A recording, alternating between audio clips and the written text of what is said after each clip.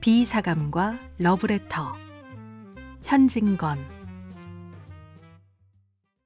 C 여학교에서 교원 겸 기숙사 사감 노릇을 하는 비여사라면 딱장대요, 독신주의자요, 찰진 야속꾼으로 유명하다. 40에 가까운 노처녀인 그는 주근깨 투성이 얼굴이 처녀다운 맛이란 약에 쓰려도 찾을 수 없을 뿐인가. 시들고 거칠고 마르고 누렇게 뜬 품이 곰팡 쓸은 굴비를 생각나게 한다. 여러 겹 주름이 잡힌 헐렁 벗겨진 이마라든지 수치 적어서 법대로 쪽지거나 틀어올리지를 못하고 엉성하게 그냥 빗겨넘긴 머리. 꼬리가 뒤통수에 염소 똥만하게 붙은 것이라든지 벌써 늙어가는 자초를 감출 길이 없었다.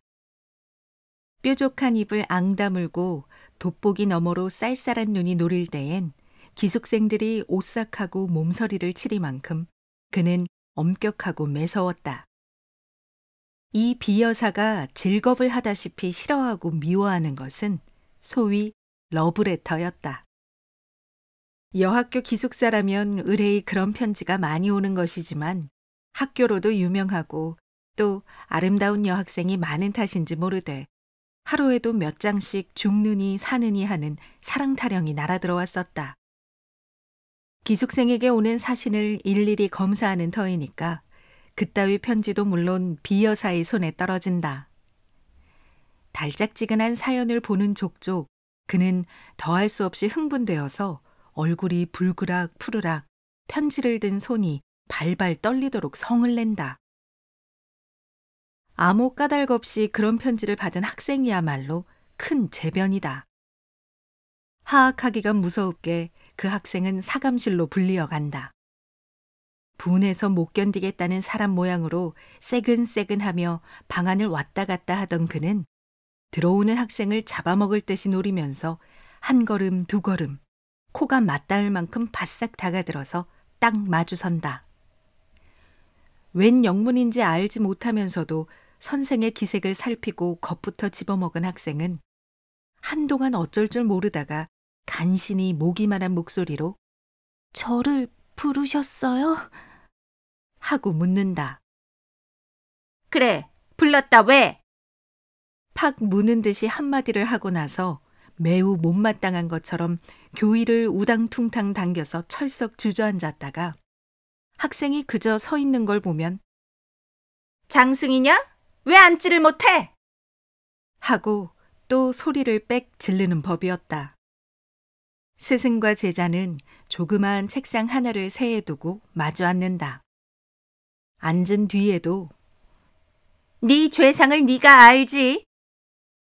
하는 것처럼 아무 말 없이 눈살로 쏘기만 하다가 한참 만에야 그 편지를 끄집어내어 학생의 코앞에 동댕이를 치며 이건 누구한테 오는 거냐? 하고 문초를 시작한다. 앞장에 제 이름이 쓰였는지라 저한테 온 것이야요. 하고 대답 않을 수 없다. 그러면 발신인이 누구인 것을 재쳐 묻는다. 그런 편지의 항용으로 발신인의 성명이 똑똑치 않기 때문에 주저주저 하다가 자세히 알 수 없다고 내대일 양이면 너한테 오는 것을 네가 모른단 말이냐? 하고 불호령을 나린 뒤에 또 사연을 읽어보라 하여 무심한 학생이 나직나직 하나마 꿀 같은 구절을 입에 올리면 비여사의 역정은 더욱 심해져서 어느 놈의 소위인 것을 기어이 알려 한다. 기실 보도 듣도 못한 남성의 한 노릇이요. 자기에게는 아무 죄도 없는 것을 변명하여도 고지 듣지를 않는다. 바른 대로 아뢰어야 망정이지 그렇지 않으면 퇴학을 시킨다는 둥, 제 이름도 모르는 여자에게 편지할 리가 만무하다는 둥, 필연 행실이 부정한 일이 있었으리라는 둥, 하다못해 어디서 한번 만나기라도 하였을 테니 어찌해서 남자와 접촉을 하게 되었냐는 둥, 자칫 잘못하여 학교에서 주최한 음악회나 바자에서 혹 보았는지 모른다고 졸리다 못해 주워댈 것 같으면 사내에 보는 눈이 어떻더냐, 표정이 어떻더냐, 무슨 말을 건네더냐, 미주알 고주알 캐고 파며 얼르고 볶아서 넉넉히 10년 감수는 시킨다. 2시간이 넘도록 문초를 한 끝에는 사내란 믿지 못할 것, 우리 여성을 잡아먹으려는 마귀인 것, 연애가 자유이니 신성이니 하는 것도 모두 악마의 지어낸 소리인 것을 입에 침이 없이 열에 띄어서 한참 설법을 하다가 닦지도 않은 방바닥에 그대로 무릎을 꿇고 기도를 올린다. 눈에 눈물까지 글썽거리면서 말끝마다 하느님 아버지를 찾아서 악마의 유혹에 떨어지려는 어린 양을 구해달라고 뒤삼고 곱삼는 법이었다. 그리고 둘째로 그의 싫어하는 것은 기숙생을 남자가 면회하러 오는 일이었다. 무슨 핑계를 하는지 기어이 못 보게 하고 만다. 친부모, 친동기간이라도 규칙이 어떠니 상학 중이니 무슨 핑계를 하든지 따돌려 보내기가 일수다. 이로 말미암아 학생이 동맹 휴학을 하였고 교장의 서류까지 들었건만 그래도 그 버릇은 곤치려 들지 않았다. 이 비사감이 감독하는 그 기숙사에 금년 가을 들어서 괴상한 일이 생겼다. 아니, 괴상한 일이 생겼다느니 보담 발각되었다는 것이 마땅할는지 모르리라. 왜 그런고 하면 그 괴상한 일이 언제 시작된 것은 귀신밖에 모르니까. 그것은 다른 일이 아니라 밤이 깊어서 새로 한 점이 되고 두 점이 되어 모든 기숙생들이 달고 곤한 잠에 떨어졌을 때 난데없는 깔깔대는 웃음과 속살속살하는 낱말이 새어 흐르는 일이었다. 하룻밤이 아니고 이틀밤이 아닌 다음에야 그런 소리가 잠귀 밝은 기숙생의 귀에 들리기도 하였지만 자던 잠결이라 뒷동산에 구르는 마른 잎의 노래로나 달빛에 나래를 번뜩이며 울고 가는 기러기의 소리로나 흘려들었다. 그렇지 않으면 도깨비의 장난이나 아닌가 하여 무시무시한 증이 들어서 동무를 깨웠다가 좀처럼 동무는 깨지 않고 제 생각이 너무도 어림없고 어이없음을 깨달으면 밤소리 멀리 들린다고 학교 이웃집에서 이야기를 하거나 또는 딴 방에 자는 제 동무들의 잠꼬대 소리로만 여겨서 스스로 안심하고 그대로 자버리기도 하였다. 그러나 이 수수께끼가 풀릴 때는 왔다. 어째 공교롭게 한 방에 자던 학생 셋이 한꺼번에 잠을 깨었다. 첫째 처녀가 소변을 보려 일어났다가 그 소리를 듣고 둘째 처녀와 셋째 처녀를 깨우고 만 것이다. 저 소리를 들어보아요. 아닌 밤중에 저게 무슨 소리야? 하고 첫째 처녀는 호동그레진 눈에 무서워하는 빛을 띈다. 어젯밤에 나도 저 소리에 놀랬어. 도깨비가 났단 말인가? 하고 둘째 처녀도 잠 오는 눈을 비비며 수상해한다. 그중에 제일 나이 많을 뿐더러 장난 잘 치고 짓궂은 짓 잘하기로 유명한 셋째 처녀는 동무 말을 못 믿겠다는 듯이 이윽히 귀를 기울이다가 따는 수상한걸? 나도 언젠가 한번 들어본 법도 하구먼. 뭘 자만이 오는 애들이 이야기를 하는 게지. 이때에 그 괴상한 소리는 땡땡울 웃었다. 새 처녀는 으쓱하며 귀를 소스라쳤다. 적적한 밤 가운데 다른 파동 없는 공기는 그 수상한 말라틀 곁에서 나는 듯이 또렷또렷이 전해주었다.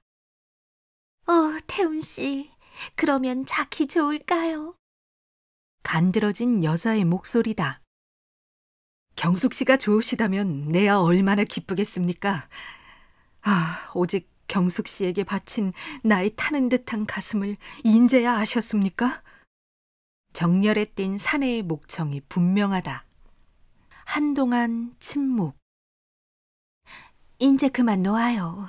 키스가 너무 길지 않아요? 행여 남이 보면 어떡해요? 아양 떠는 여자 말씨. 길수록 더욱 좋지 않아요? 나는 내 목숨이 끊어질 때까지 키스를 하여도 길다고는 못하겠습니다. 그래도 짧은 것을 하나겠습니다. 사내의 피를 뿜는 듯한 이 말끝은 계집애 자지러진 웃음으로 묻혀버렸다. 그것은 묻지 않아도 사랑에 겨운 남녀의 흐물어진 수작이다. 간검이 지독한 이 기숙사에 이런 일이 생길 줄이야. 세 처녀는 얼굴을 마주 보았다. 그들의 얼굴은 놀랍고 무서운 빛이 없지 않았으되 점점 호기심에 번쩍이기 시작했다. 그들의 머릿속에는 한결같이 로맨틱한 생각이 떠올랐다. 이 안에 있는 여자 애인을 보려고 학교 근처를 뒤돌고 곰돌던 사내 애인이 타는 듯한 가슴을 걷잡다 못하여 밤이 이슥하기를 기다려 담을 뛰어넘은지 모르리라. 모든 불이 다 꺼지고 오직 밝은 달빛이 은가루처럼 서린 창문이 소리 없이 열리며 여자 애인이 흰 수건을 흔들어 사내 애인을 부른지도 모르리라. 활동사진에 보는 것처럼 기나긴 피륙을 나뉘어서 하나는 위에서 당기고 하나는 밑에 매달려 디룽디룽 하면서 올라가는 전경이 있었는지 모르리라. 그래서 두 애인은 만나가지고 저와 같이 사랑의 속살거림에 잦아졌는지 모르리라.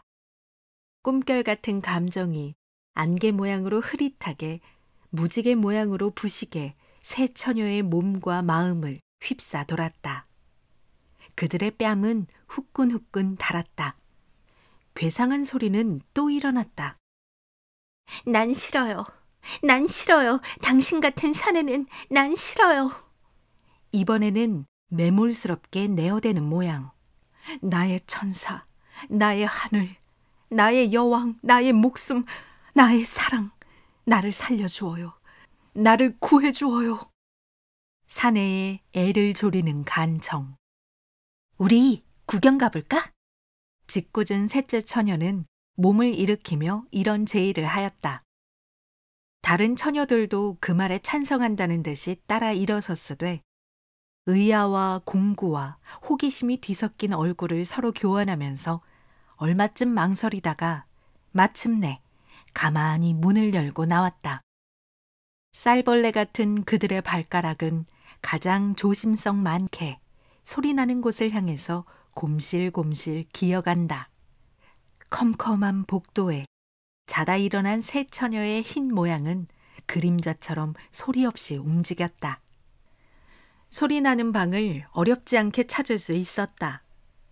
찾고는 나무로 깎아 세운 듯이 주춤 걸음을 멈출 만큼 그들은 놀래었다. 그런 소리에 출처야말로 자기네 방에서 몇 걸음 안 되는 사감실일 줄이야.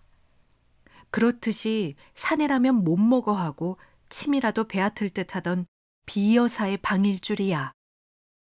그 방에선 여전히 사내의 비두 발과라는 푸념이 되풀이하고 있다. 나의 천사, 나의 하늘, 나의 여왕, 나의 목숨, 나의 사랑, 나의 애를 말려 죽이실 테요. 나의 가슴을 뜯어 죽이실 테요. 내 생명을 맡으신 당신의 입술로. 셋째 처녀는 대담스럽게 그 방문을 빠끔히 열었다. 그 틈으로 여섯 눈이 방 안을 향해 쏘았다. 이 어쩐 기괴한 광경이냐. 전등불은 아직 끄지 않았는데 침대 위에는 기숙생에게 온 소위 러브레터의 봉투가 너저분하게 흩어졌고 그 알맹이도 여기저기 두서없이 펼쳐진 가운데 비여사 혼자 아무도 없이 제 혼자 일어나 앉았다. 누구를 끌어당길 듯이 두 팔을 버리고 안경 벗은 근시 안으로 잔뜩 한 곳을 노리며 그 굴비쪽 같은 얼굴에 말할 수 없이 애원하는 표정을 짓고는 키스를 기다리는 것 같이 입을 쫑긋이 내어민 채 사내의 목청을 내어가면서 악간말을 중얼거린다. 그러다가 그 넋두리가 끝날 겨를도 없이 급작스레 앵돌아지는 신용을 내며 누구를 뿌리치는 듯이 연해 손짓을 하며 이번에는 톡톡 쏘는 계집의 음성을 지어 싫어요. 당신 같은 사내는 난 싫어요. 하다가 재물에 자지러지게 웃는다. 그러더니 문득 편지 한 장을 집어들어 얼굴에 문지르며 정말씀이하여? 나를 그렇게 사랑하셔요? 당신의 목숨같이 나를 사랑하셔요. 나를 하고 몸을 추스르는데 그 음성은 분명히 울음의 가락을 띄었다. 에그머니, 저게 웬일이야? 첫째 처녀가 소곤거렸다. 아마 미쳤나 봐. 밤중에 혼자 일어나서 왜 저러고 있을꼬? 둘째 처녀가 맞방망이를 친다. 불쌍해. 하고 셋째 처녀는 손으로 고인 때 모르는 눈물을 씻었다.